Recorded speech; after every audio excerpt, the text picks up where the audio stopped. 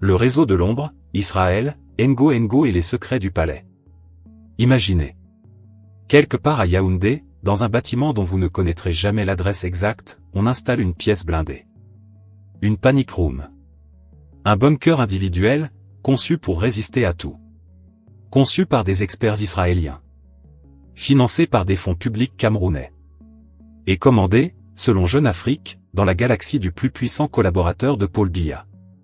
Vous venez de pénétrer dans l'un des dossiers les plus explosifs de ces dernières années. Parce que derrière les marchés publics, derrière les contrats de sécurité, derrière les logiciels d'espionnage qui circulent en silence dans les couloirs du pouvoir, il y a un réseau. Discret. Tentaculaire. Et profondément israélien. Restez avec nous. Ce que vous allez entendre va changer votre façon de lire l'actualité camerounaise. Partie 1. Contexte et fait. Qui est Ferdinand Ngo et pourquoi son nom fait trembler Yaoundé? Pour comprendre ce qui suit, il faut d'abord poser un nom sur la table. Ferdinand Ngo. Secrétaire général de la présidence de la République du Cameroun. Un titre qui, dans la géographie du pouvoir camerounais, ne désigne pas simplement un administrateur. Non. Le secrétariat général de la présidence, c'est le cœur du réacteur. C'est là où se prennent les décisions qui ne se prennent nulle part ailleurs. C'est le bureau derrière le bureau. La voix derrière la voix. Depuis des années, Ferdinand Ngo est décrit par les observateurs politiques comme l'homme le plus puissant du Cameroun après Paul Biya lui-même.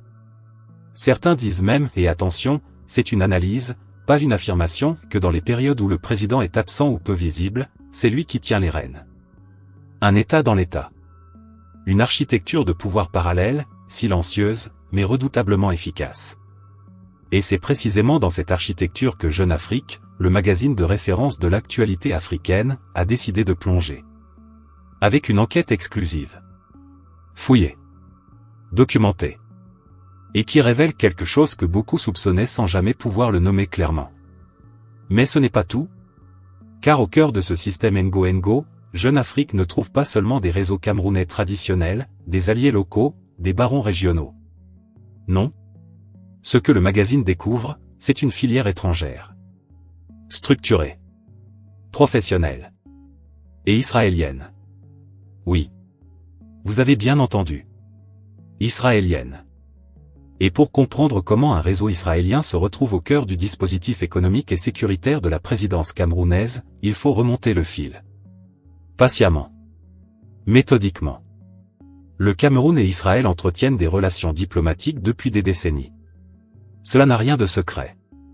Les coopérations sécuritaires entre pays africains et Israël sont d'ailleurs relativement courantes sur le continent. Israël est reconnu mondialement pour son expertise militaire, sécuritaire et technologique. Des pays comme le Rwanda, le Kenya, ou encore la Côte d'Ivoire ont eu recours à des partenariats israéliens dans ces domaines. Mais ce que révèle Jeune Afrique, c'est autre chose. Ce n'est plus de la coopération d'État à État. Ce n'est plus un accord diplomatique transparent, négocié dans les règles. Ce qui est décrit ici, c'est un réseau privé. Un réseau d'affaires. Un réseau d'influence. Qui opère à l'ombre des institutions. Qui remporte des marchés publics. Qui fournit des logiciels de surveillance. Qui construit des installations sécurisées. Et qui, selon l'enquête, doit une bonne partie de ses succès camerounais à la protection directe d'un seul homme, Ferdinand Ngo. Voilà le tableau. Maintenant, entrons dans les détails. Partie 2. Le conflit. Et en mots, l'homme insaisissable. Toute cette histoire commence avec un homme.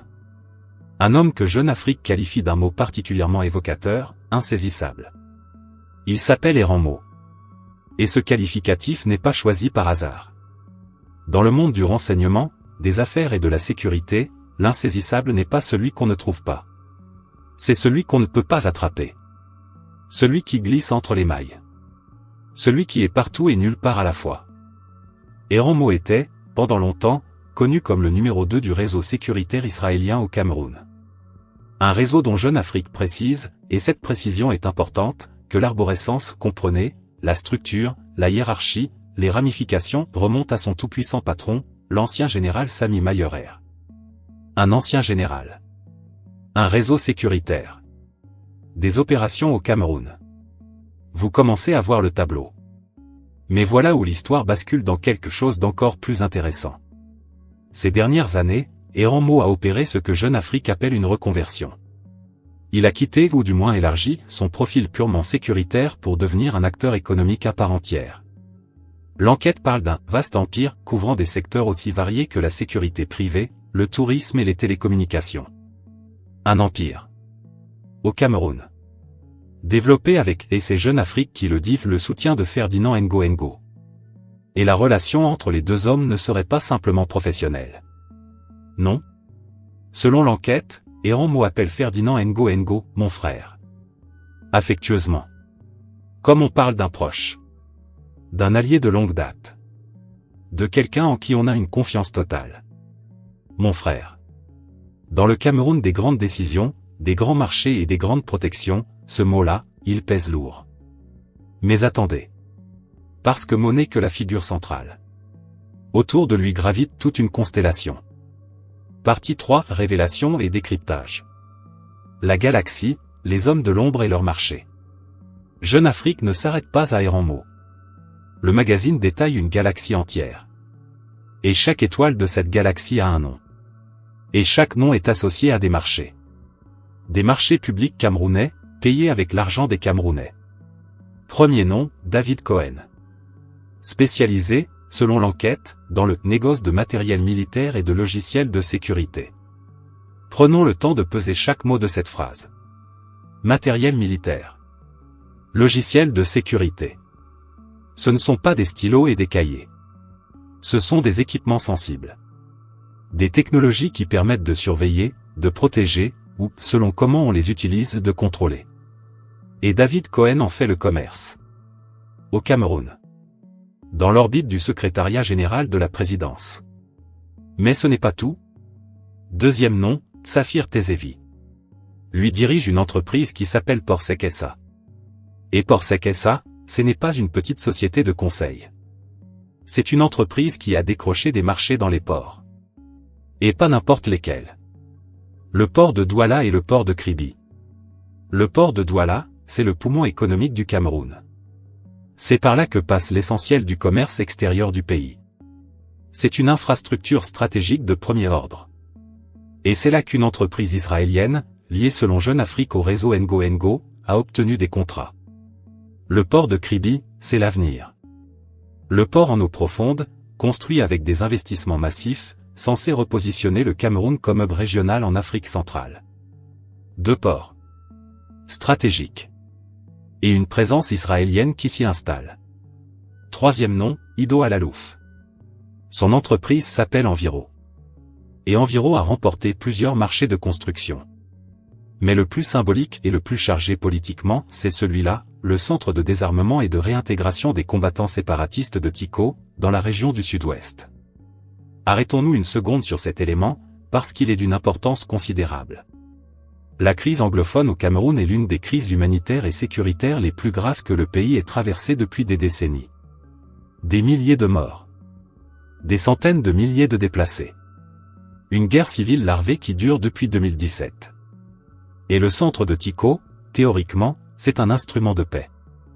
Un lieu où des combattants déposent les armes et se réinsèrent dans la vie civile. Un marché aussi symbolique, aussi sensible, aussi lié à la souveraineté et à la réconciliation nationale, attribué à une entreprise israélienne. Dans le réseau Ngo Ngo. Voilà quelque chose qui mérite réflexion. Et enfin, Airport Security Uni. Supervisé directement par Eren Mo. Et cette entité a décroché, toujours selon Jeune Afrique, plusieurs marchés de sécurisation des plateformes aéroportuaires camerounaises.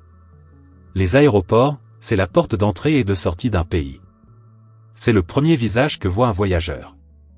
C'est aussi, dans le langage de la sécurité nationale, un point névralgique.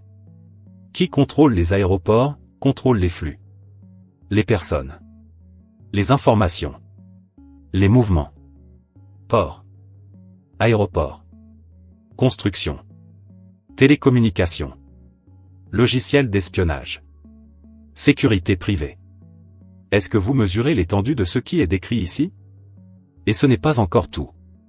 Parce que parmi les révélations les plus troublantes de Jeune Afrique figure la mention de « panic rooms », des bunkers individuels, des pièces blindées conçues pour résister à une attaque ou à une intrusion. Construit par ce réseau israélien. Implanté au Cameroun. Pour qui? Pourquoi? L'enquête ne le dit pas explicitement. Mais la question, elle, est posée. Dans un pays où des leaders politiques ont parfois craint pour leur sécurité. Dans un contexte où la paranoïa du pouvoir est une réalité documentée. L'installation de panic rooms par un réseau étranger privé, opérant sous couverture économique, dit quelque chose sur la nature des relations en jeu. Ce n'est plus seulement du business. C'est de l'influence. C'est de la dépendance. C'est de la vulnérabilité. Partie 4. Le Cameroun, marché ouvert à ciel discret. Permettez-moi maintenant de mettre mon chapeau de chroniqueur. Parce que ce dossier, au-delà des faits bruts, mérite une lecture à la camerounaise. Une lecture qui rit jaune. Une lecture qui grince des dents en souriant. On nous a longtemps dit que le Cameroun était un pays souverain. Fort de ses institutions. Maître de ses décisions. Et cette affirmation, en principe, personne ne la conteste.